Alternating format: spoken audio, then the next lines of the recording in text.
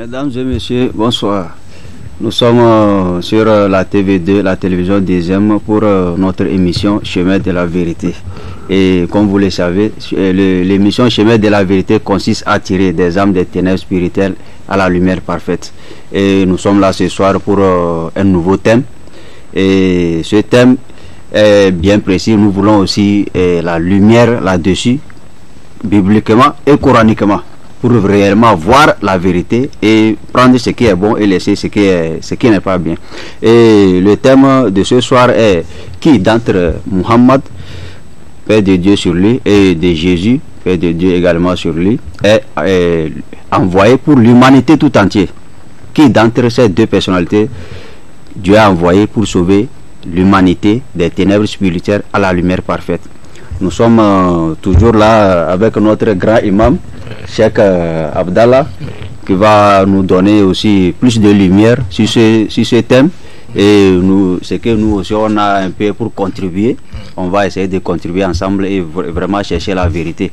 Car on ne vit qu'une seule fois, il faut qu'on cherche la vie éternelle qui est le paradis. Mais avant d'avoir cette vie éternelle qui est le paradis, nous devons savoir quel est le bon chemin à suivre. Donc, Imam Abdallah, oui, soyez les bienvenus. Oui, merci. Donc, voici le thème de ce soir. Qui d'entre Muhammad et de Jésus, paix de Dieu sur lui, Dieu a envoyé pour toute l'humanité entière? Oui. Tout d'abord, avant de te lancer dans ce thème, nous voulons un peu, vous allez nous parler si réellement, dans la Bible, Dieu a fait l'alliance avec Ismaël. Car dans la Bible, selon, si j'ai bonne mémoire, selon Galates 4:24, on dit les deux femmes d'Abraham sont deux alliances. Nous voulons que vous allez nous mettre la lumière là-dessus pour voir quelle est l'alliance vraiment de Jésus et l'alliance de Muhammad dans la Bible, avant de nous lancer dans le thème. Ok. أعوذ بالله السميع العليم من الشيطان الرجيم بسم الله الرحمن الرحيم الحمد لله رب العالمين والصلاة والسلام أتمان وأكملان على ما لا نبي بعد وبعد السلام عليكم ورحمة الله وبركاته. Je salue tous les téléspectateurs après avoir rendu grâce au Créateur, le Tout-Puissant de l'univers, et aussi j'ai imploré sa bonté, sa miséricorde sur tous ses envoyés, et en l'occurrence le dernier de ces envoyés qui est le sceau des prophètes, qui est le prophète Mohammed sallallahu alayhi wa sallam, et aussi tous les gens pieux qui sont sur leur chemin jusqu'à la fin du monde. En réalité, aujourd'hui, la question que vous venez de me poser, est-ce que réellement Dieu a fait, selon la Bible, Dieu a fait l'alliance avec Ismaël? Oui. Bon, aujourd'hui, c'est ça maintenant le nœud même du problème. Oui. C'est ça qui fait aujourd'hui beaucoup de polémiques ou bien de divergence entre nous les musulmans et les non-musulmans. Les gens du livre. Et les gens du livre. Oui. Parce qu'il y a certains qui disent que Dieu n'a jamais fait l'alliance avec Ismaël, mais Dieu a fait l'alliance avec Abraham et Isaac. Oui. Mais quand on lit dans la Bible et dans le Coran, nous verrons clairement que Dieu a fait l'alliance avec tous. Oui. Dieu a fait l'alliance avec Abraham, Dieu a fait l'alliance avec Isaac et Ismaël. Selon même la Bible. Donc, aujourd'hui, on le saura parce qu'on va donner les versets. Et ceux qui sont face à leur poste télévision, ils vont aussi vérifier, vérifier et pour ajouter des choses de leur savoir. D'abord, pour aller directement dans l'Ancien Testament, vous avez donné tout à l'heure le Nouveau Testament, un chapitre Galates 4, 24. Galates 4, 24. Et 24 à 25, à 26, en allant. Galates 4, verset 24 dit, c'est le Nouveau Testament qui nous montre. Je vais lire immédiatement pour que les gens ne disent pas que bon, le verset 24 dit: ces choses sont allégoriques, car ces femmes sont deux alliances. L'une du mont Sinaï, enfanta pour la servitude, c'est Agar. Ici, le Nouveau Testament, Galates 4, verset 24, nous dit que ces choses sont allégoriques. C'est-à-dire, allégoriques, sont prophétiques. Ces choses-là que nous voulons, ces enseignements-là, sont prophétiques, sont métaphoriques. Car ces femmes, quelles femmes? Les femmes d'Abraham. Agar et Sarah, Oui. les deux femmes Les là, deux femmes. sont deux alliances. Sont deux alliances. Oui. C'est-à-dire que Sarah, qui est la première femme d'Abraham, Oui. est une alliance que Dieu a avec Dieu. Et Agar aussi, qui est la seconde femme d'Abraham, elle aussi est une alliance entre Dieu et cette femme-là. Et le verset dit, l'une, il précise bien, Oui. l'une, c'est l'une femme parmi les deux, Oui. du mont Sinaï, Sinaï. enfanta pour la servitude, c'est Agar. Agar, ouais. Pourquoi ici la Bible a précisé le mont Sinaï? Parce que le mont Sinaï, c'est en Arabie. Oui. C'est le mont sur lequel Dieu a parlé avec Moïse. Moïse, oui. Et verset 25 dit, car Agar, c'est le mont Sinaï en Arabie. Regardez. Oui. Galaka, verset 25 dit, j'avais dévancé. Dévancé avant même le le verset. verset. Mais oui. Oui, Le d'accord. mot Sinaï en Arabie. En Arabie. Et elle correspond à la Jérusalem actuelle. C'est-à-dire, Agar, avec son alliance, correspond à la Jérusalem actuelle, Oui. qui est dans la servitude avec ses enfants. Ici, la Bible veut nous montrer que avant, c'est-à-dire au temps d'Abraham et Agar, c'est-à-dire l'alliance que Dieu a faite avec Sarah et avec Agar, Dieu nous dit ici que cette femme-là, Dieu veut nous montrer que d'abord, Agar fait partie des femmes légitimes d'Abraham. Sinon, si Agar était une femme illégitime, Dieu n'allait pas faire une alliance avec elle. Oui. Parce qu'une femme illégitime, c'est ce qu'on appelle aujourd'hui les prostituées, les concubines, les copinages. Oui. C'est illicite. Donc, vous connaissez. C'est pourquoi quand nous retournons un peu dans Genèse 16, verset 3, on dit Sarai, la femme d'Abraham, prit sa servante pour donner à Abraham pour femme.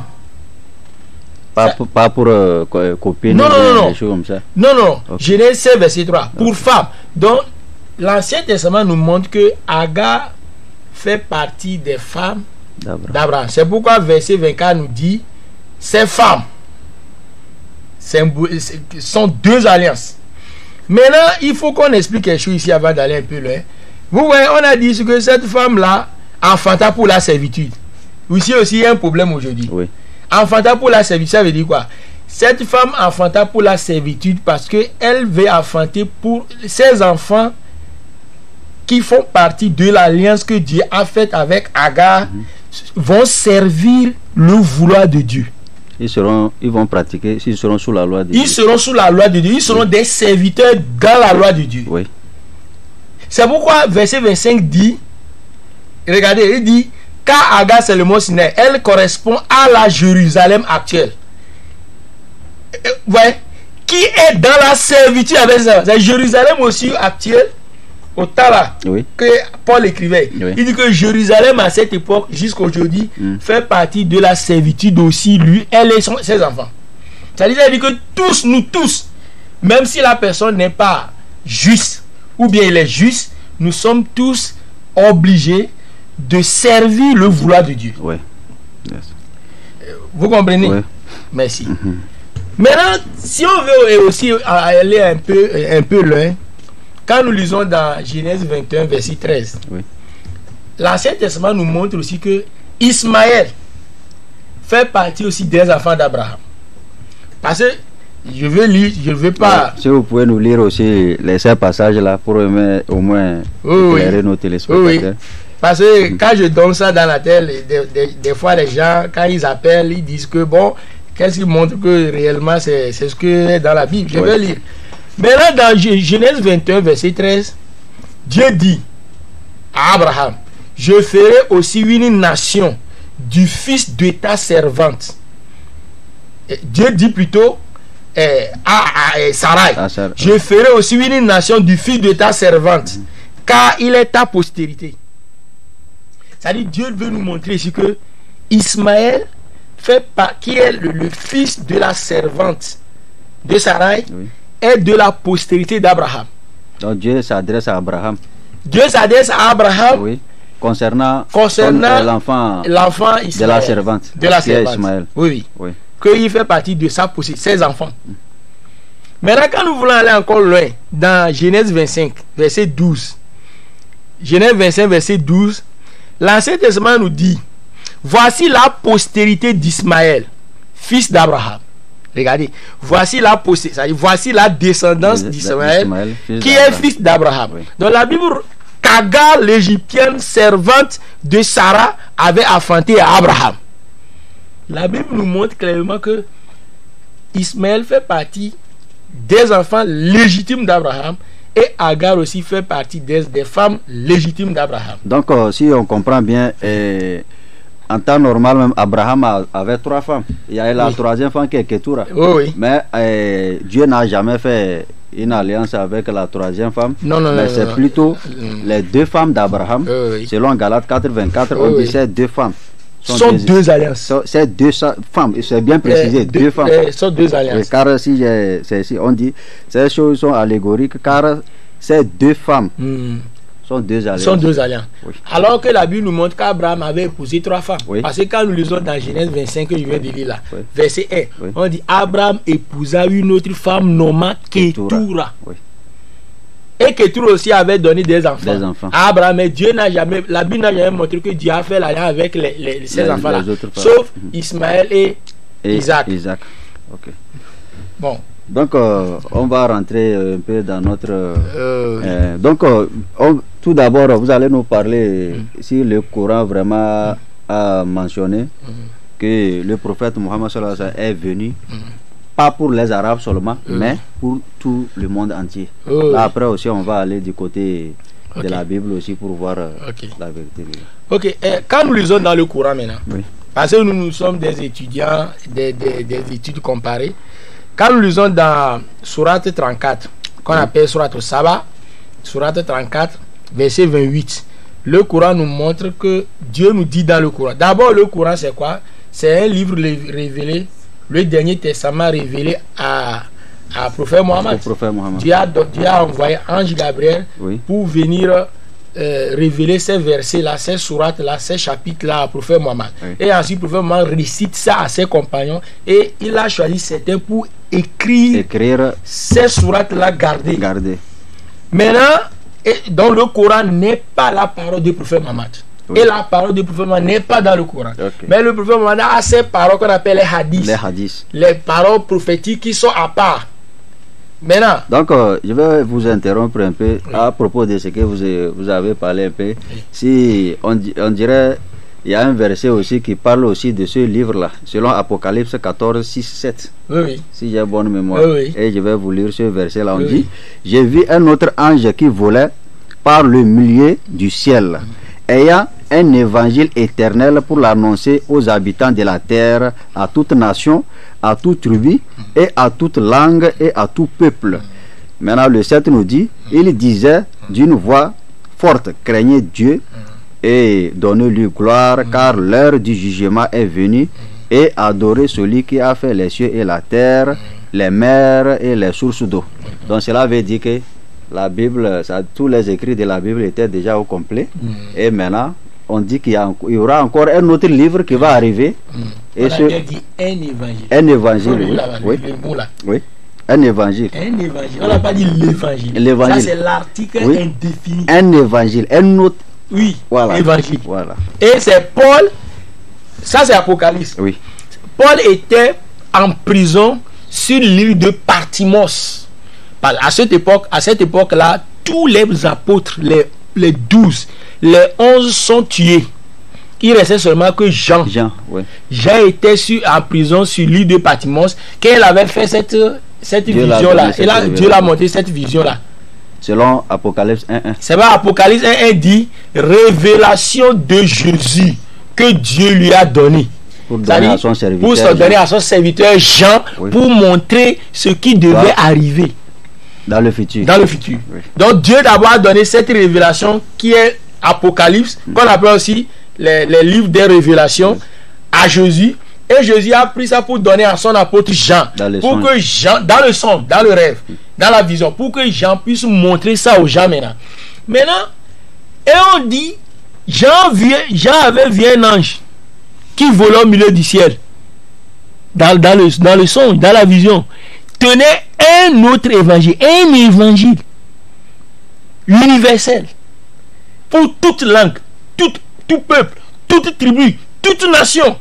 Et le contenu de cet évangile dit: craignez Dieu, rendez-lui gloire, car l'heure de ce jugement est arrivée. Donc, à ce temps-là, la mission de Jésus a terminé ça. Jésus même plus sur la terre. Non, il est parti. Dieu l'a même élevé aussi. Oui. Et les 11 sont tués, il restait que Jean. Et on dit que Dieu va encore faire révéler un autre évangile. Un évangile. Si c'est l'évangile de Jésus, on allait dire: j'ai vu un an avec l'évangile. Ça, c'est l'article défini. Mais on a dit l'article indéfini, que j'ai l'habitude de dire pronom indéfini. Oui. Maintenant, revenons dans le Coran. Dans Sourate 34, verset 28, Dieu nous dit dans le Coran: Wama arsalnaka illa kafatan linnas bashira wa nadhira walakin akthara nas la ya'lamun. Dieu nous dit: et nous ne t'avons envoyé qu'en tant qu'annonciateur et avertisseur pour toute l'humanité. Toute l'humanité. Tout homme. Mais la plupart des gens ne le savent pas. C'est comme il y a des gens toujours qui nient le prophète Mohammed. Ouais. Et notre objectif dans cette émission d'aujourd'hui, c'est de montrer aux gens que dans la Bible et dans le Coran, l'avènement de Jésus, de prophète Mohammed, a été annoncé. Oui, c'est vrai. Et on va donner les versets. Oui. C'est prêt à dire? Oui. Okay. Donc, vous pouvez continuer. Okay. Donc, ici, le Coran nous dit que Dieu a envoyé prophète Mohammed pour toute l'humanité. Toute l'humanité. Et quand nous lisons dans Sourate 21, chapitre des prophètes, verset 107, Dieu nous dit: et wama arsalnaka ila rahmatan lil alamin.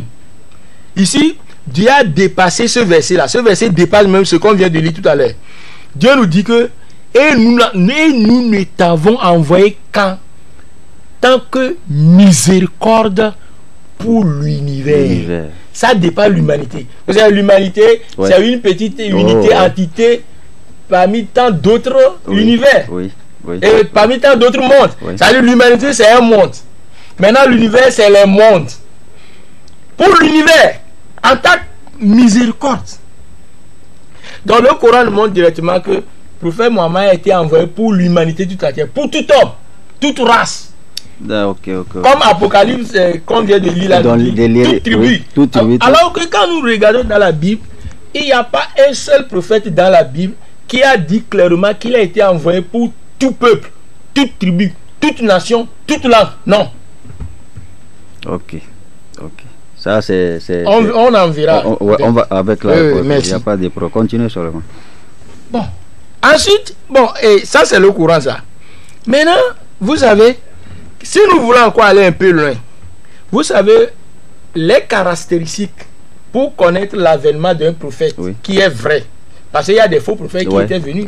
Pour connaître les caractéristiques d'un vrai prophète, il faut que les caractéristiques que Dieu avait prophétisées par ses prophètes avant ce prophète se réalisent à la personne de ce prophète-là quand il vient.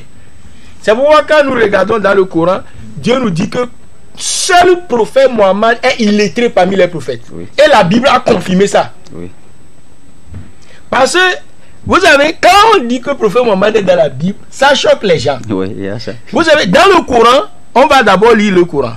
Dans le Coran, dans Sourate 7, Sourate Araf, verset 157, Dieu nous dit: Allezina yattabi'una an-nabi al-ummi allezina yajiduna maktuban indahum fit tawrat wal injil ya'muruhum bil ma'ruf wa yanhahum 'anil munkar. Jusqu'au verset 58. Oui.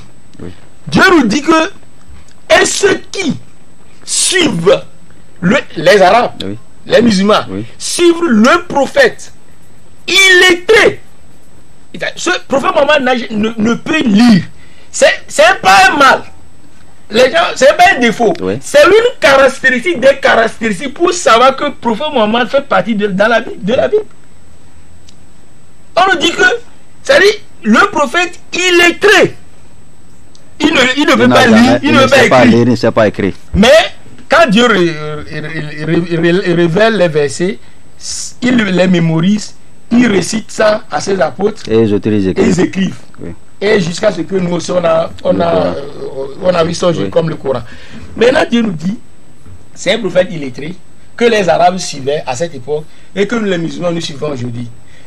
Allez-y, et que les Juifs et les chrétiens retrouvent ça, les savants juifs, je précise, les savants juifs, les rabbins juifs et les savants chrétiens, certains savants chrétiens, retrouvent dans leurs livres, dans la Torah, la Sainte Écriture, dans le Nouveau Testament, Maktuba Indahum, écrit chez eux. Maintenant, dans la Bible, où est-ce qu'on a écrit cette caractéristique-là? Ça, c'est Genèse 29, verset 12. Ésaïe 29, verset 12. Oui. Vous pouvez nous lire? Oui. Ésaïe 29, verset 12 dit, tout d'abord, le verset du Coran, Sourate 37, verset 58. Oui. Au moins, ça, on va terminer ça, car vous n'avez pas lu ça. On dit, ô gens du livre, je suis pour vous tous le messager d'Allah, à qui appartient la royauté des cieux et de la terre, pas de divinité en dehors de lui. Il donne vie et il donne la mort. Croyez donc à Allah et à son messager, le prophète illettré. Donc, c'est là même qui est la caractéristique. Maintenant, dans Ésaïe 29, 11, on dit, toute révélation est pour vous comme les mots d'un livre cacheté que l'on donne à un homme qui sait lire. Là-bas, on a parlé des deux personnalités. Qui sait lire en disant, lis donc ceci.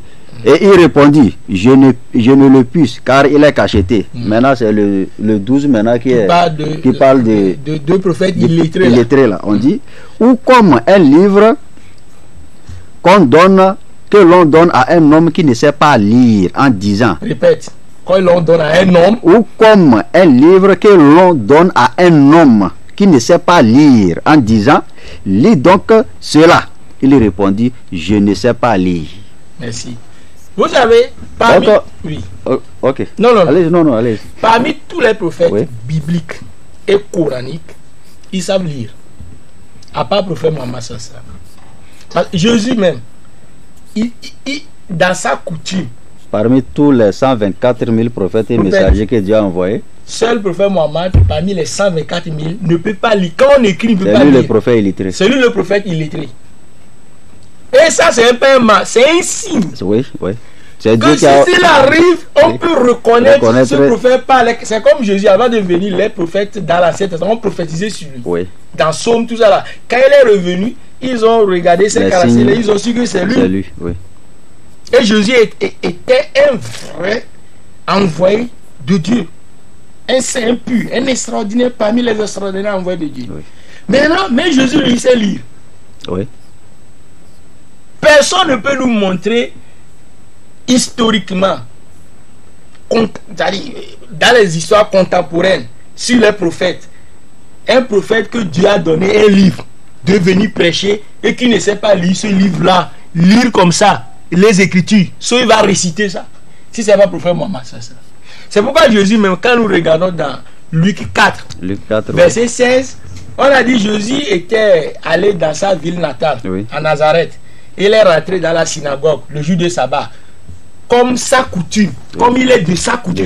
Jésus avait l'habitude chaque samedi de faire la lecture. Et on lui donna le livre d'Ésaïe, Ésaïe 61, verset 1. Et il a déroulé le livre d'Ésaïe et il a lu. Il a dit, l'Esprit de Dieu est sur moi. Il m'a envoyé pour prêcher la bonne nouvelle aux opprimés, à ceux qui ont mal, tout ça là. Donc Jésus sait lire. Même quand le prophète Mohammed, Dieu a envoyé l'ange Gabriel pour la première fois à notre prophète, quand il était dans la grotte de Hira, entre la Mecque et cette grotte, 6 km comme ça, là il a dit, Ikra, lis. Il dit, man abikore, je ne sais pas lire. C'est pourquoi Dieu m'a fait révéler Sourate 95, chapitre de la Déran, qui dit, Ikra. Ce sont les 5 premiers versets que Dieu a fait descendre sur le prophète. Par son ange Gabriel. Le prophète n'a pas pu lire. 3 fois. Et l'ange a lu. Et il a dit au prophète de répéter. En mémorisant. Ikra. Bismi rabbika levi khalaq. Lis au nom de ton Seigneur qui a créé. Ikra. Lis. Parce que maintenant, il est venu l'apprendre à lire. À lire. Donc il était illettré depuis. Il était illettré. Ouais. Merci beaucoup. Bon, si vous avez des questions encore bien. Non, allez-y, allez-y. Bon, maintenant, si on peut aller un peu encore loin, nous verrons que, pour entrer immédiatement dans le sujet, Oui. vous verrez que tous les prophètes qui étaient passés, coraniquement et bibliquement, personne n'a jamais déclaré comme ça, noir sur blanc, qu'il a été envoyé pour l'humanité tout entière. À part un seul prophète, sorti de la descendance d'Abraham par Ismaël, prophète Mohammed. Oui. Maintenant, il y a un verset dans la Bible, Jean 3,16. Oui. C'est ça qui vraiment fait de l'obscurité aux gens du livre à nos jours. Oui. Si vous me permettez, je vais lire ce verset. On dit, Oui. car Dieu a tant aimé le monde et il a donné son Fils unique afin que quiconque croit ne périsse point, mais qu'il ait la vie éternelle. Oui. Et si on dit, Dieu a tant aimé le monde, ce monde-là, dont Oui. il est question là, Oui. est-ce qu'il s'agit du monde entier Oui. ou bien il s'agit d'un autre monde carrément? Et, le verset, c'est comme ça. Oui. Vous savez, nous devons savoir que, d'abord, moi-même, je vais me présenter. Moi, je ne suis pas un musulman de la dernière pluie. Ouais. Bon, je ne me ressais pas, mais non, il faut qu'on se présente. Ça, ça fait partie aussi du respect pour les spectateurs. Yes. Moi-même, j'ai étudié avec les prêtres à Atakpami, avec un prêtre Melesoussou. Oui. Lui, il a étudié. Chaque fois, il va en Rome pour faire ses stages. Moi, j'ai étudié avec lui avant de me convertir à l'islam. On m'appelait Jean-Paul. Bon, après, j'ai étudié en Assemblée de Dieu parce que ma grande soeur avait épousé un pasteur en Assemblée de Dieu. J'ai étudié avec les pasteurs aussi là-bas. Donc, je ne suis pas venu parler comme ça. Je sais ce que je dis. Je n'ai pas écouté pour dire, mais j'ai étudié. Oui. Maintenant, quand je me suis converti en 2001 à l'islam, Oui. j'ai étudié aussi l'islam. Oui. Maintenant, revenons. Dans la Bible, le mot monde a trois sens. Selon Louis II révisé. Quand nous prenons la Bible, parce que nous avons la Bible d'Arby, Thompson, Bible, tout ça. Louis II révisé, dans la grossière, dans la dernière page de la Bible, ils ont donné certains sens de certains mots. Le mot monde, Louis II révisé. Le mot monde, ils ont écrit monde à trois sens. Cosmos. Le monde s'appelle cosmos dans la Bible. Le mot monde veut dire encore l'humanité. C'est-à-dire tous ceux qui vivent sur cette terre, qui sont des hommes. Et le mot monde, le troisième sens, c'est quoi? Ceux qui vivent dans le péché. Maintenant, le mot monde ici, quand Jésus a dit ça, maintenant nous allons prendre ce mot monde-là pour comparer avec d'autres versets, pour savoir il s'agit de quel monde. Quand Jean 3, verset dit, car Dieu a aimé le monde, oui, Dieu a aimé le monde, et Dieu aime toujours le monde. Il a envoyé son Fils unique pour que quiconque croit en lui ne périsse pas, mais qu'il ait la vie éternelle. Le mot monde ici, le mot monde là veut dire, Jésus même a expliqué ce mot monde là dans Jean 15. Jean 15. Jean 15, verset 19. Jésus a expliqué ce mot monde là dans Jean 15, verset 19.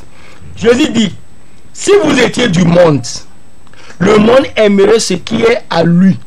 Si vous étiez du monde, est-ce que les disciples étaient où quand Jésus les parlait? Ils étaient au ciel? Non. Non. Ils étaient à Jérusalem. Ils étaient dans le monde. Donc si vous étiez du monde, le monde aimerait ce qui est en lui. Ce monde-là, c'est le monde des pécheurs. Si vous étiez des pécheurs, les pécheurs aimeront ce que vous les prêchez. Mais comme, et Jésus dit, mais parce que vous n'êtes pas du monde, Jean 15, verset 19, parce que vous n'êtes pas du monde, ils ont... Mais à ce moment, ils étaient sur la terre. Ils étaient là.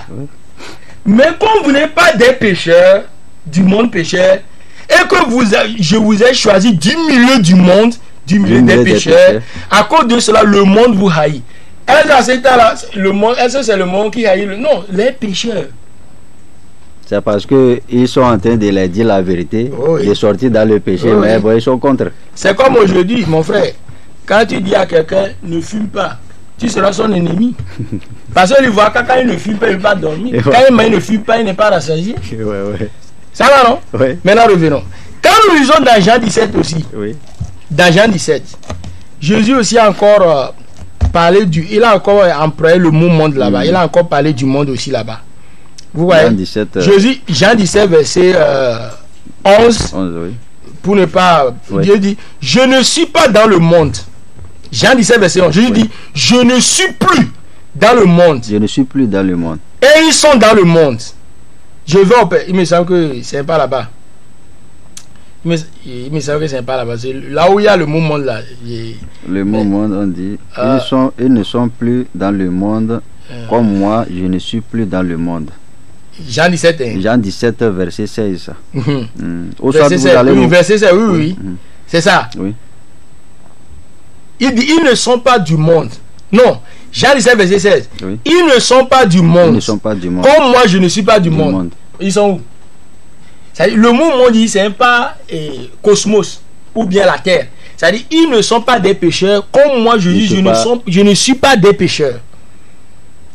Vous comprenez, non? Okay. C'est pourquoi quand Jésus dit, Dieu a aimé le monde, Dieu a aimé les pécheurs. Il a envoyé son fils. Oui. Pour que quiconque parmi qui maintenant, parmi vers qui Dieu a envoyé Jésus. Parce que Jésus a dit dans Matthieu 15, verset 24 à 27, quand la femme cananéenne l'a demandé à Jésus de chasser le démon qui possédait son enfant, Jésus faisait comme il n'attendait pas. Parce que cette cananéenne-là n'est pas israélite. Et les disciples ont demandé à Jésus de chasser même la femme. Parce que les disciples de Jésus, ils savent bien que la mission de Jésus n'est pas venue pour les non-israélites. Mais aujourd'hui, quelqu'un a mal, au lieu de les dire chasse. Ils ont raison. Et la femme a continué de demander, Matthieu 15, verset 24 à 27. Il dit, secoue mon enfant, maître. Et Jésus s'est retourné, il a regardé la femme en disant, je n'ai été envoyé qu'aux brebis perdus de la maison d'Israël. C'est-à-dire que toi, tu es cananéenne, aujourd'hui libanaise, arabe. Ça va, non? Oui. Donc, et la femme a persisté. Secoue-moi. Jésus a dit, il n'est pas bon de prendre le pain des enfants et de les jeter au petit chien. Le pain ici, c'est la bonne nouvelle de Jésus. Oui. Et tous les miracles qui l'accompagnent, restant les morts, tout ça là. Jésus l'extraordinaire. Et de les jeter des enfants. Les enfants, c'est les enfants d'Israël. Et au petit chien, c'est les non-juifs. La femme a encore contre-attaqué. Il dit, mais les petits chiens mangent les miels qui tombent de la table de leur maître. C'est ça que Jésus dit, va. Ton enfant est guéri. Ta foi t'a sauvé. Non. Il dit, son enfant est guéri. À cette heure-là, quand la femme est retournée, son enfant, Dieu a chassé le démon qui répond. Ici, Jésus nous montre, c'est-à-dire, la mission, que sa mission est restrictive seulement aux enfants d'Israël. Oui. C'est pourquoi dans Matthieu 10, verset 5, voici les commandements, les instructions que Jésus a donné à ses apôtres. Il dit, n'allez pas chez les païens. N'entrez pas chez les Samaritains. N'entrez pas chez les Samaritains, mais allez plutôt chercher les brebis perdus de la maison d'Israël. Israël. C'est-à-dire que Jésus même, ses enseignements nous montrent qu'il est destiné pour les enfants d'Israël. Pour les enfants d'Israël. Mais tous les enseignements des prophètes nous sont bénéfiques. Oui. Ne pas voler, ne pas tuer, ne pas dérober, ne pas convoitiser la femme d'autrui. Nous est bénéfique. C'est pourquoi nous musulmans, on aime lire la Bible. On aime lire la Bible. On ne déteste jamais la Bible. Non. Mais vous allez voir, il y a d'autres, quand il va voir le Coran, il va dire, ça là, c'est problème, il ne va pas toucher. Mais quand il voit le Coran, il dit que quand il lit, il va devenir fou. Parce que lui, il voit les lectures, les écritures, pense que c'est gris-gris. Une fois quand il lit, il va devenir fou. Mais bon, combien de fous musulmans dans la mosquée aujourd'hui? Mais nous avons le Coran dans la tête. 236 versets sur la tête. Merci. Ok, donc, chers téléspectateurs, nous vous rappelons que vous êtes sur la TV2, la télévision deuxième, pour notre émission Chemin de la Vérité. Comme l'imam aussi vient de dire ces passages concernant Jésus aussi, je vais faire un petit rajout, car c'est mon professeur. Non seulement c'est mon professeur. Donc, on s'entraide. Cheikh Abdallah, c'est mon professeur, c'est lui qui m'enseigne tout ce que, si on vient ici, nous tous aussi, nous sommes là aussi pour contribuer un peu.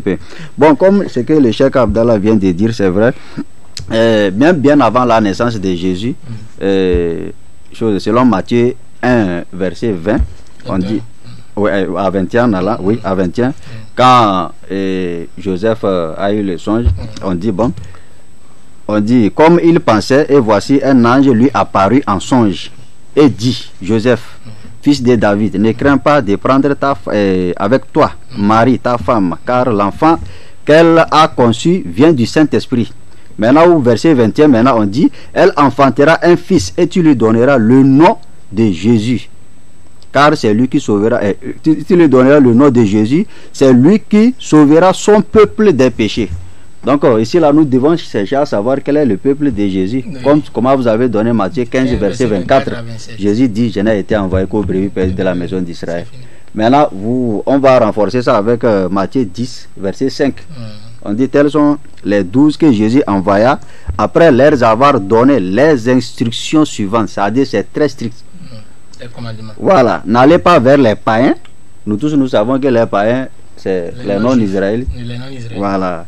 N'entrez pas dans les villes des Samaritains. Maintenant au verset 6 on dit, allez plutôt chercher les brebis perdues de la maison d'Israël. Ça est comme si aujourd'hui le président Faure a envoyé un ministre d'aller au Bénin prendre les Togolais à mener. Il n'a pas dit d'aller ramasser les Béninois à mener. Non, quand ils sont venus, on va les retourner. Voilà. Car les enfants d'Israël étaient sous la domination romaine. C'est à cause de la guerre, ils se sont dispersés un peu dans les... Ok. Donc, je vais vous donner encore la parole pour que vous... S'il y a encore d'autres... Maintenant, même quand nous lisons dans Acte 13, verset 23, nous lisons la Bible. Dans Acte 13, verset 23, la Bible nous dit, c'est de la postérité de David que Dieu, selon sa promesse, a suscité à Israël un sauveur qui est Jésus. Donc, Acte 13, verset 23, on dit que Dieu a suscité Jésus de la postérité de David comme un sauveur selon sa promesse qu'il avait. Parce que Dieu avait fait une promesse et une alliance avec les enfants d'Israël. Et il a fait aussi une alliance avec le monde entier par Abraham. Il y a des versets qu'on va donner s'il y a le temps. Et le verset que vous venez de donner aussi, si on appuie avec Acte 5, verset 31, 30 à 31, on dit, le Dieu de nos pères a ressuscité Jésus que vous avez tué en le pendant au bois. Dieu l'a élevé par sa droite comme prince et sauveur pour donner à Israël la repentance et le pardon des péchés. Donc à Israël ça. Donc ce sont les Acte 5 là, verset 31 à 32 à 33 là, ce sont les 12 apôtres qui parlent. Oui. Non, il faut qu'on lise. Non, ça. Ce sont les apôtres, ce ne sont pas les gens qui sont venus après, qui étaient venus après. Les apôtres, ceux qui, les mangeants, les ambassadeurs même de Jésus. Parce que les 12 apôtres que Jésus avait choisis. Car en continuant la lecture, on dit qu'ils sont témoins, même le Saint-Esprit aussi. Le Saint-Esprit même est témoin que Dieu a envoyé Jésus comme sauveur pour les enfants d'Israël. Bon, on va lire. Acte 5, verset 31 dit, Dieu l'a élevé par sa droite comme prince et sauveur pour donner à Israël la repentance et le pardon des péchés. Verset 32, Acte 5, verset 32. Nous sommes témoins de ces choses, les 12 là. Ils disent qu'ils sont témoins que Dieu a envoyé Jésus comme sauveur à Israël. Nous sommes témoins de ces choses. De même que le Saint-Esprit que Dieu a donné à ceux qui lui obéissent. C'est le Saint-Esprit même est témoin que Dieu a fait de Jésus un prince et un sauveur pour Israël, pour donner à Israël la repentance et le pardon des péchés. Parce que c'est le Saint-Esprit qui parle ici aussi, par les 12 apôtres. Ça va? Maintenant, c'est pourquoi le Coran est d'accord avec ça. Parce que le Coran est venu après la Bible. Le Coran même est d'accord pour dire qu'en réalité, quand nous lisons dans Surah 3, verset 50, Wa Rasulan ila Bani Israël, Dieu dit qu'il a fait de Jésus un envoyé pur et véritable pour les enfants d'Israël. Mais quand nous lisons dans le Coran, on ne va jamais trouver un verset qui dit de Mohammed qu'il est un envoyé pour tel peuple. Non, pour l'humanité ou pour l'univers. Pour l'univers. Ok. Est-ce qu'on comprend? On continue sur le... Merci. Maintenant, et ensuite, si on veut encore ajouter... Maintenant, j'ai une question aussi qu'on doit essayer de traiter. Est-ce que réellement, lors de la mission de Jésus, est-ce qu'il a appelé les non-Israéliens, c'est-à-dire les païens, à croire en lui, ou bien il ne l'a pas fait dès son ministère? Dans la Bible et dans le Coran, tous les prophètes, ce n'est pas Jésus même, tous les envoyés de Dieu, les prophètes, en l'occurrence Jésus, personne parmi eux n'a jamais prêché même, les sont appelés, n'a jamais prêché un nom. Quelqu'un qui ne fait pas partie de son peuple. De son peuple. Même, c'est pas ça seulement. Parmi tous les envoyés de Dieu, il n'y a pas un seul envoyé de Dieu. En l'occurrence, Jésus, qui a parmi ses disciples de son vivant, pendant son ministère, un apôtre ou un disciple qui est non, qui n'est pas de sa communauté. De sa communauté. À part le prophète Mohammed. Historiquement, coraniquement aussi. Ça va. Parce que quand nous regardons, tous les 12 apôtres de Jésus sont des Israélites. Sont des 12 tribus. Parce que Jésus avait constitué les 12 apôtres concernant les 12 tribus d'Israël. Oui. C'est pourquoi Jean avait posé la question à Jésus. Selon Matthieu 19, verset 27. Oui. En allant. Oui. Bon, si on peut lire le verset. Il faut lire. Il dit, Jean dit, Pierre plutôt, c'est pas Jean. Il dit, Pierre prenant alors la parole, lui dit, nous avons tout quitté et nous t'avons suivi. Qu'en serait-il pour nous? Maintenant, le verset 28, on dit, Jésus leur répondit, je vous le dis en vérité, quand le Fils de l'homme au renouvellement de toutes choses serait assis sur le trône de sa gloire, vous qui m'avez suivi, vous serez de même assis sur 12 trônes et vous jugerez les 12 tribus d'Israël. Donc cela veut dire que concernant ce passage-là, si la fin, le jugement dernier, oui. Dans chaque prophète serait avec sa communauté. Ça serait comme un maître avec ses élèves. Oui. Voilà, donc les 12 disciples qui ont suivi Jésus, ils seront assis sur les 12 tribus d'Israël, les 12 trônes d'Israël, et ils vont juger les 12 tribus d'Israël. Ok. Il n'y a pas un seul. Il n'y a pas un Togolais. Il n'y a pas un Togolais. On n'a pas cité Togolais. Non. Ah, okay. C'est la Bible qui parle. Matthieu 19, verset 27 à 28. Et c'est Jésus a dit au renouvellement de toutes choses. Le moment où Dieu va renouveler toutes choses. C'est la fin, quoi. La fin du temps.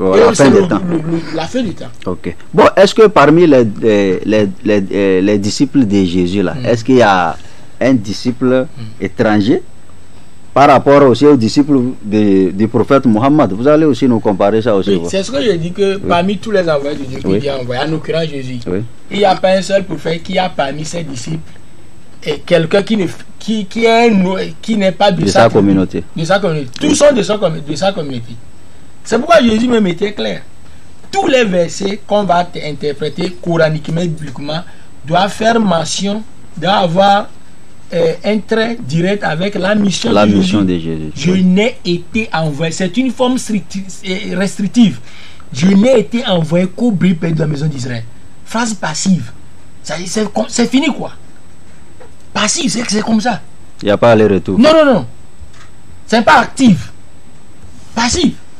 Car les prophètes ne violent pas la loi qu'ils ont reçue de la part de Dieu. Ils respectent ça à la lettre. Non. Okay. Oui, c'est pourquoi, oui, même avant même la naissance de Jésus, Dieu même a montré là où il veut envoyer Jésus. Oui. Vous avez donné Matthieu 1, verset 21. Oui. Et même Matthieu 2, verset 6.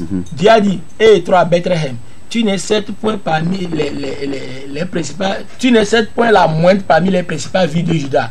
Car de toi sortira un chef qui pètera Israël, mon peuple. À ce temps, Jésus n'est pas encore né.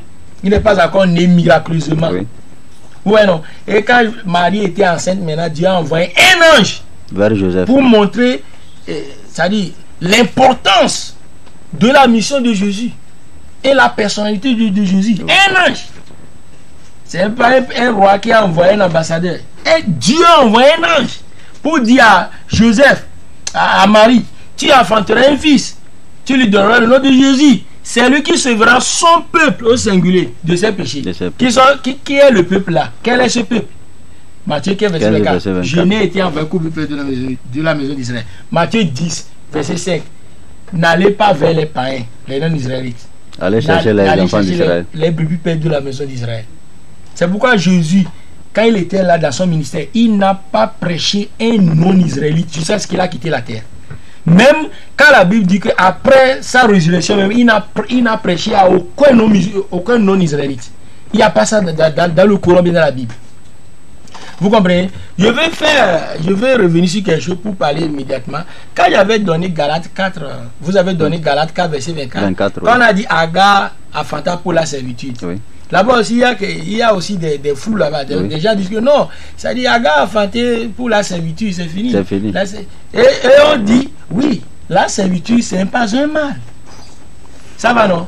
La servitude, c'est pas un mal. Par exemple, Dieu même a dit de Jésus qu'il est son serviteur. Oui. Son saint serviteur. Dieu a plusieurs serviteurs. Il a des mauvais serviteurs et des bons. Satan fait partie des serviteurs de Dieu. Oui. Mais c'est un mauvais type. Quand on s'en présente. Mais c'est pourquoi quand nous lisons dans Acte 3, oui, verset 13, on dit Dieu d'Abraham, oui, d'Isaac et de Jacob, le Dieu de nos pères, a glorifié son serviteur Jésus que vous avez livré régner devant Pilate. Dieu a glorifié son serviteur. La Bible reconnaît dans Acte 3, verset 13 que Jésus fait partie des serviteurs de Dieu. Donc, elle a fanté pour servitude comment? Pour servir Dieu. Parce que c'est un prophète qui est Abraham et c'est sa femme. Sinon, la plupart des gens du livre, vous allez voir que quand ils attendent servitude, là, ils vont dire bon, nous ne sommes pas sous la loi, nous ne sommes pas, la loi est finie, Jésus est venu pour abolir la loi par sa mort sur la croix, tout ça là. Donc, toutes ces choses-là, c'est de n'importe quoi ou bien comment? Oh non, en réalité, si on veut approfondir dans le thème, oui, vous verrez que le temps aussi ne va pas nous permettre. Mais vous verrez que si ceux qui disent que Jésus a aboli la loi. Jésus n'a jamais dit qu'il a aboli la loi. Parce que dans Matthieu 5, verset 17, Jésus dit, ne croyez pas que je sois venu abolir la loi ou les prophètes. Abolir, c'est quoi? Interdire. Oui. Jésus n'est pas venu interdire une loi. Donc nous sommes obligés de rester sur cette loi-là jusqu'à notre mort. Maintenant, nous savons, le Coran dit que Jésus va revenir. Oui. La Bible dit que Jésus va revenir. Oui. Maintenant, si la loi est finie, parce que Jésus est parti, mais il va venir, la Bible dit qu'il va venir juger. Mais là, si on amène un voleur à la justice, c'est pas qu'il a fait mal. Oui. S'il n'y a pas la loi, pourquoi la même pour juger? S'il n'y a plus la loi, pourquoi Jésus est venu juger? Si la loi est finie parce que Jésus est ressuscité. Vous voyez comment le Satan trompe les gens? Alors que Jésus, le saint, l'extraordinaire, n'a jamais enseigné ça. Oui. Si Jésus va revenir juger sur cette terre, ça veut dire qu'on doit mettre en pratique les lois.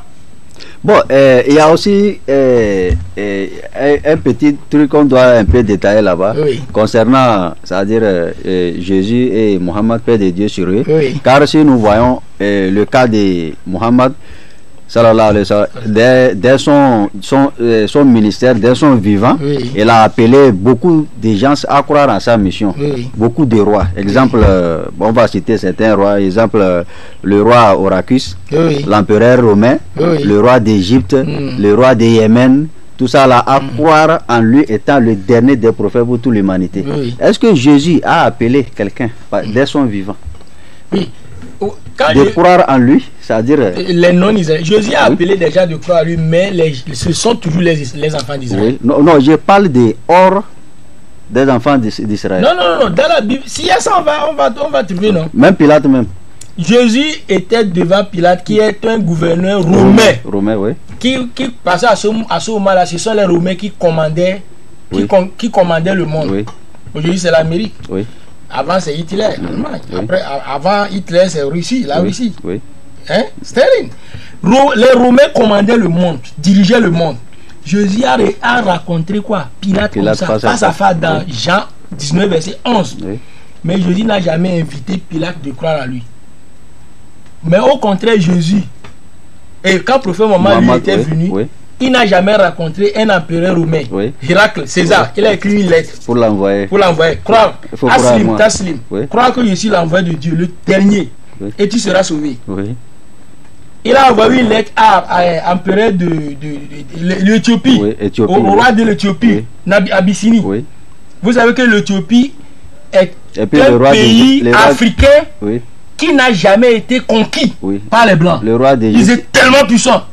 Dieu, le prophète a fait de croire à lui. Il n'a jamais allé, le prophète n'est jamais venu en Afrique, en Éthiopie. Le roi d'Égypte, Pharaon, oui, le prophète a fait une lettre, a envoyé, crois à moi. Au roi de Perse, aujourd'hui Iran, le roi de Perse, il l'a déchiré. Et le prophète a dit que Dieu lui déchirait son royaume. C'est comme ça aussi Dieu l'a déchiré son royaume aussi. C'est passé juste, il a déchiré cette lettre. C'est de l'ambassadeur de Dieu envoie une lettre de mettre en pratique ce que Dieu a dit. Tu déchires les commandements. C'est mauvais. Jésus même a fait ça. Oui. Vous savez, quand Jésus avait dit dans Matthieu, c'est verset 21, quiconque dit à son frère Raka sera puni par le feu de la guerre. Oui. Si tu dis à ton frère imbécile, tu vas aller en enfer. C'est plus grave que celui qui a déchiré la lettre, le prophète a appuyé sur lui. Tu dis seulement imbécile, ton frère, Jésus dit tu vas aller en enfer. Les prophètes ne blaguent pas avec la loi de Dieu. C'est pourquoi dans Luc 19, verset 27, Jésus dit, au reste, amenez-moi mes ennemis qui n'ont pas voulu que moi, Jésus, je régnasse sur eux et égorger là ma présence. Luc 19, verset 27. C'est les prophètes ont raison. C'est ce qu'on appelle djihad. Mais djihad ici, les gens ne comprennent. C'est pas d'aller tricher les gens, non. Si les gens là veulent t'attaquer, oui, toi qui les prêches, il faut faire l'autodéfense. Oui. Mais toi tu prêches, tu n'attaques pas. Mais quand ils veulent t'attaquer, tu fais l'autodéfense. Il faut attaquer. Tu vas donner le coup. Ok. Donc, si nous c'est ce que j'ai dit, si nous voulons, si on voit maintenant dans les disciples dans les compagnons du prophète Mohammed sallallahu alayhi wa sallam, nous allons voir, il y a plusieurs il y a plusieurs compagnons qui sont déjà, même les Africains, même comme Bilal, comme ça. Bilal, le muezzin du prophète, Bilal, c'est un Éthiopien africain. On a Souhail, c'est un Roumain. Oui. On a Abdullah ibn Salam, c'est un Israélite. On a Salman Farisi, c'est perse, iranien. Oui.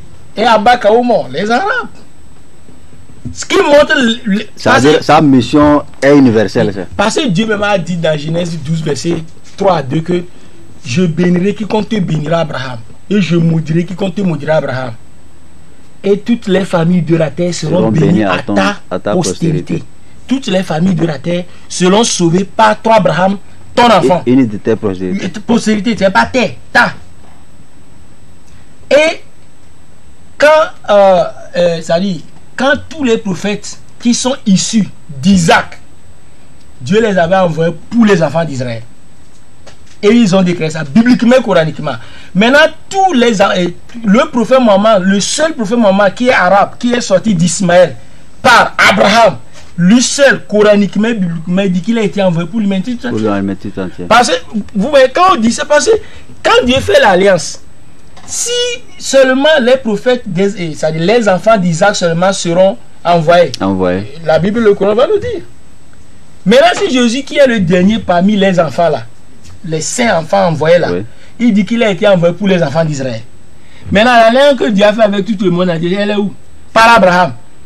Et que nous savons que cette alliance là, le garant de cette alliance, c'est-à-dire le fruit de cette alliance, c'est Ismaël. Oui. Ismaël.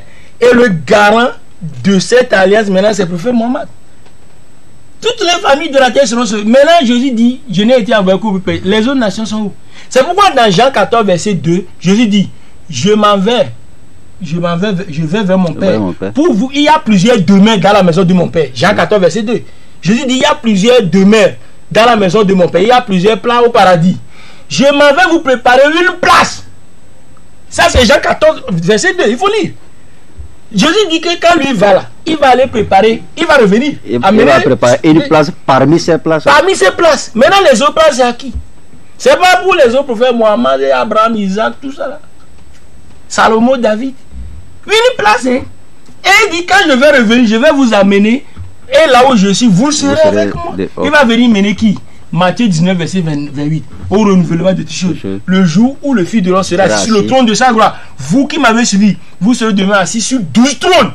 Et vous jugerez les 2 tribus d'Israël. Maintenant, la langue que Dieu avait faite dans Genèse 22, Genèse 12, Genèse 17, que toutes les nations, toutes les familles de la terre seront bénies par une descendante d'Abraham. Quel est ce prophète là qui est ce garant? Oui. Donc, c'est ça le problème. Chers téléspectateurs, j'espère que le peu qu'on a parlé, vous allez essayer de tirer quelque chose comme ces conclusions, mais qui soit un peu rentable et ça va vous servir. On a donné les versets. Voilà, donc vous allez verser aussi, vous allez vérifier aussi les versets aussi qu'on vous donne. Ne dites pas que non, c'est fini, non, tout ça là. On peut aussi laisser nos contacts si peut-être un verset a échappé à quelqu'un aussi. Il peut, après l'imam va donner son contact. Moi aussi je peux donner pour moi. Le mien c'est le 91 02 09 79. 91 02 09 79. Oui. Mais là, oui, pour moi, 93 70 37 11. Oui. 93 70 37 11. Ça fait WhatsApp. Ok. Pour plus de renseignements, vous pouvez nous contacter et on va essayer de vous mettre de la lumière. Donc, comme on n'a pas assez de temps aussi, on va essayer de résumer tout. C'est-à-dire, ici, avec les petits versets qu'on a essayé de rassembler, nous voyons clairement que seul le prophète Muhammad sallallahu alayhi wa sallam est le seul prophète envoyé pour tout l'univers. Si nous voyons sa mission, nous allons voir que c'est une mission universelle. Si nous voyons même, car il est le seul prophète qui a mis les humains au même pied d'égalité. Le blanc n'est pas supérieur au noir, le noir n'est pas supérieur au blanc, le riche n'est pas supérieur au pauvre, le pauvre n'est pas supérieur au riche, sauf celui qui a la crainte de Dieu le plus. Donc,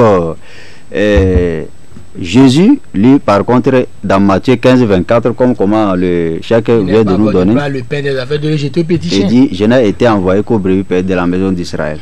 Donc, parmi tous ceux qui nous suivent, nous vous prions, nous, on ne force personne. Mais la vie éternelle, pour avoir la vie éternelle dès le maintenant, Jésus lui est déjà parti et on a fait l'annonce du prophète Mohammed sallallahu alayhi wa sallam. Donc, on est obligé de suivre le prophète Mohammed sallallahu alayhi wa sallam et son livre et ses lois pour avoir la vie éternelle. Car il est le dernier des prophètes. Après lui, il n'y en aura plus. Ça serait la fin du monde. Donc, si vous avez un mot de conclusion. Oui, c'est ça. Parce que vous savez, tous les envoyés sont envoyés par Dieu. Et tous ces envoyés-là, c'est comme les présidents, c'est un exemple. Oui. Si tel président part et un autre vient, si tu refuses, tu dis non, moi mon président c'est l'ancien. Selon la loi constitutionnelle, tu vas aller en prison. Oui, c'est la même chose. Ça, c'est la loi horizontalement entre nous les humains. Mais verticalement, entre nous les dieux, c'est la même chose. Quand un prophète vient, tu peux croire à l'ancien que c'est Dieu qui l'a envoyé. Mais quand un autre vient et que les caractéristiques ça correspond avec ce que Dieu a dit de lui, et que si tu refuses de croire à ce prophèète, le jour de la comme dans le Coran, le Coran 5 verset 19, on dit aux gens du livre, notre messager, entre parenthèses Muhammad, est venu pour vous éclairer après une rupture de messager, c'est-à-dire après Jésus, il y a un long temps, il n'y a plus de messagers. Donc c'est après ça, maintenant Dieu a envoyé le prophète Mohammed. Et que vous ne disiez pas, écoutez bien, c'est un avertissement aussi que Dieu nous donne ici. Et nous sommes là aussi pour annoncer celui qui va prendre, et n'a qu'à prendre, celui qui ne veut pas, il laisse. Que vous ne disiez pas. Il était où? Voilà. 5. Surat 5. Surat 5, verset 19. Ouais, c'est ça. Ouais. Que vous ne disiez pas, il ne nous est pas venu ni annonciateur ni avertisseur. Voilà certes que vous êtes venu un annonciateur et un avertisseur. Et Allah est omniscient. Donc le Coran nous dit ici, les gens du livre, nous savons, les juifs, les chrétiens, donc c'est ça. On dit, faut pas qu'un jour quelqu'un va dire, ah, le prophète Mohammed sallallahu alayhi wa sallam n'est pas venu nous annoncer qu'il est comme ça, il est comme ça. Donc voici maintenant un prophète qui est venu pour toute l'humanité. Ok. Donc, assalamu alaikum wa rahmatullahi wa barakatuh. Merci. S'il y aura un débat, c'est un autre jour. Merci beaucoup. Inch'Allah. Avec un pasteur ou bien un prêtre. Merci.